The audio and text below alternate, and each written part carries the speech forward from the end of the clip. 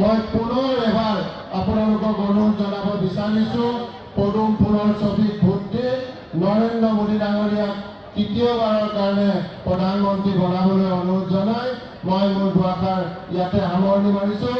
ধন্যবাদ। জয় হিন্দ।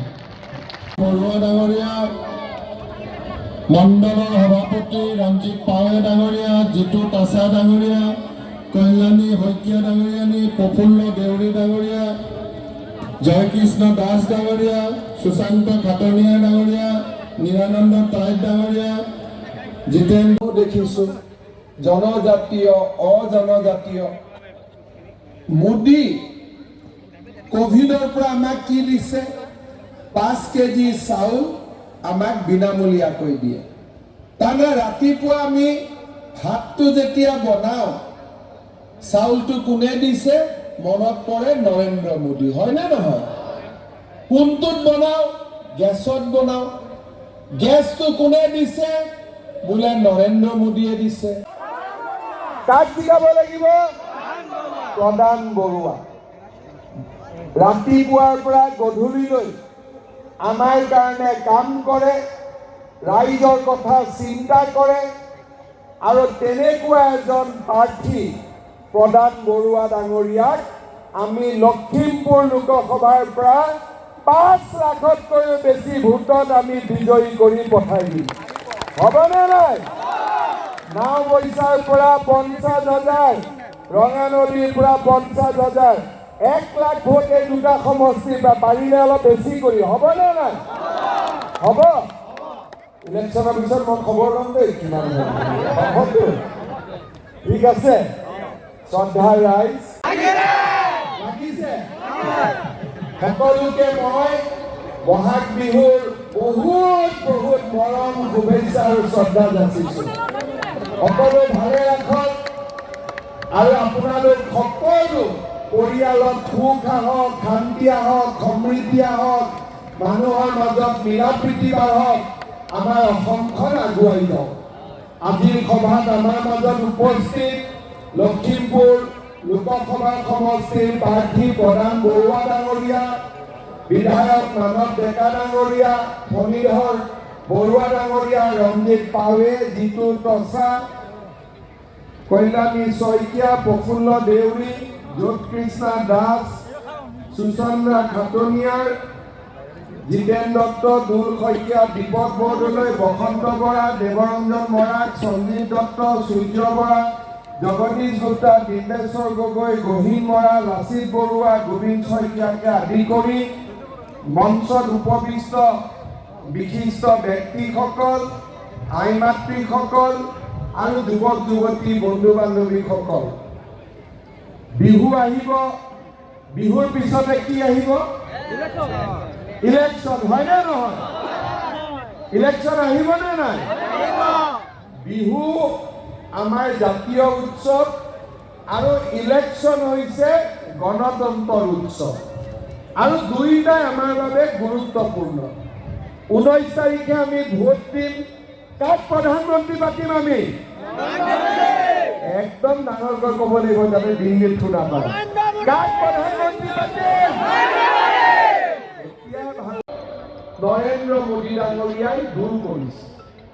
পকী ঘৰ আদি, কোভিডৰ সময়ত ভেকচিন, ৰাস্তা, কৃষক সন্মান নিধিৰ বাবে 2000 টকাকৈ আমাৰ বেংক একাউণ্টত টকা আজি নৰেন্দ্ৰ মোদী ডাঙৰীয়াই আমাৰ বাবে যিমান কৰিব লাগে সকলো কৰে।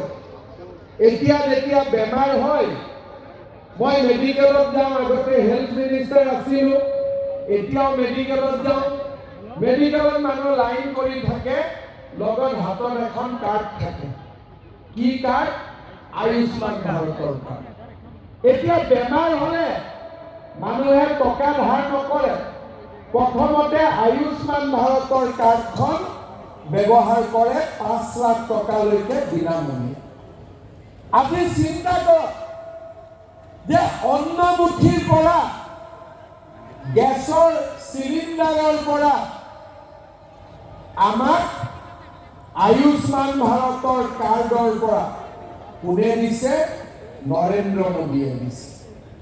অসমত দলং হ'ল, মেডিকেল কলেজ হ'ল, গাঁৱে ভূঞে ৰাস্তা পকী হ'ল, স্কুলবিলাকত এতিয়া 7 কোটিকৈ টকা আহি আছে। হাইস্কুলবিলাক ডন বস্কো চেণ্ট মেৰিজতকৈ আমি ধুনীয়া কৰিব লাগে।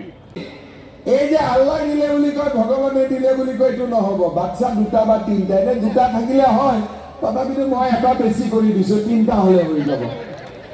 কোনে কোনে ফৰ্ম ফিল আপ কৰিলে চাওক।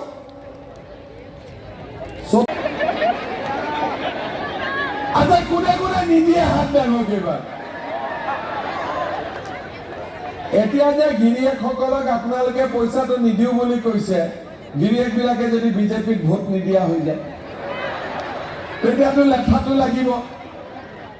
সেইকাৰণে টকাটো পোৱাৰ আগতে গিৰিয়েকসকলক খুব মৰম কৰিব দেই। ভাত পানী, গৰম ভাত বনাই খুৱাব, নহ'লে আকৌ মোকে ভোট নিদিয়া হৈ যাব। হয়নে নহয়? কিন্তু ঘৰতে যাৰ যাৰ ঘৰত ৰেচন কাৰ্ড আছে, তাৰ ঘৰতে মই এটা এটা অৰুণোদয় পঠাই দিম। হ'ব? কোনো দালালে মাজত খাবও নোৱাৰিব, কাৰণ যাৰ যাৰ ঘৰত ৰেচন কাৰ্ড আছে সি অৰুণোদয় পাই যাব। অৰুণোদয়টো দিয়াৰ আগতে মই কথাটো কোৱা, ৰেচন কাৰ্ড দিয়াৰ আগতে মই কোৱা নাছিলোঁ, নহ'লে ৰেচন কাৰ্ড দি সঁচাই লাগে। কাক কাক লাগে হাত দাঙক। বাপৰে, ইয়াতো লাগে, ইয়াতো লাগে।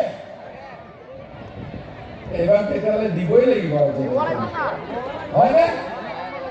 কাৰ কাৰ ঘৰত ৰেচন কাৰ্ড আছে হাত দাঙকচোন। আছে নে আপোনালোকৰ? চব সকলোৱে কৈছে যে মোৰ ঘৰত ৰেচন কাৰ্ড আছে, কিন্তু মোৰ ঘৰত অৰুণোদয় নাই। হয়নে নহয়? এটা যিবিলাকে অৰুণোদয় পায়, কোনে কোনে অৰুণোদয় পাই আছে?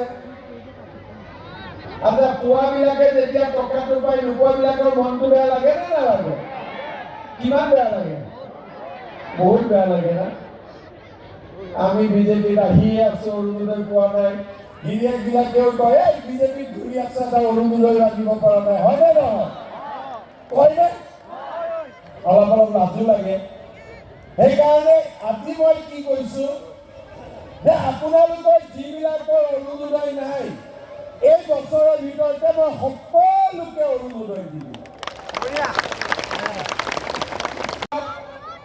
মই অসমৰ সকলো জেগাতে গৈছিলোঁ আৰু মই ৰাইজক কৈছিলোঁ যে মোদীৰ চৰকাৰ বনক, বিজেপিৰ চৰকাৰ বনক, 1 লাখ ল'ৰা ছোৱালীক আমি চৰকাৰী চাকৰি দিম।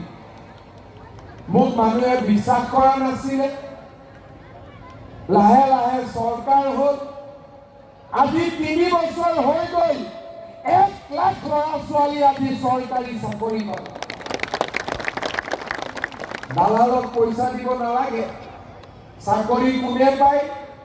গাঁৱৰ ৰিক্সা চালকৰ ল'ৰাই, ঠেলা চালকৰ ল'ৰাই। APSC পাবৰ কাৰণে, মেজিষ্ট্ৰেট DSP হ'বৰ কাৰণেও কাকো টকা পইচা দিব নালাগে। আপোনালোকৰ ইয়াত যে ডিউটি কৰিব পুলিচত আহে নতুন নতুন সৰু সৰু ল'ৰা ছোৱালীবিলাক, সুধিব মাক দেউতাকে কি কাম কৰে। কোনেও 1 টকাৰ ঘোষ দিব নালাগে। আৰু আজি মই আপোনালোকৰ আগত কি ক'ব আহিছো, বিধানসভা ইলেকশ্যনত কৈছিলো 1 লাখ চাকৰি দিম। আজি মই আপোনালোকৰ আগত নতুনকৈ কৈছো যে আমি আৰু 50,000 ল'ৰা ছোৱালীক চৰকাৰী চাকৰি দিম।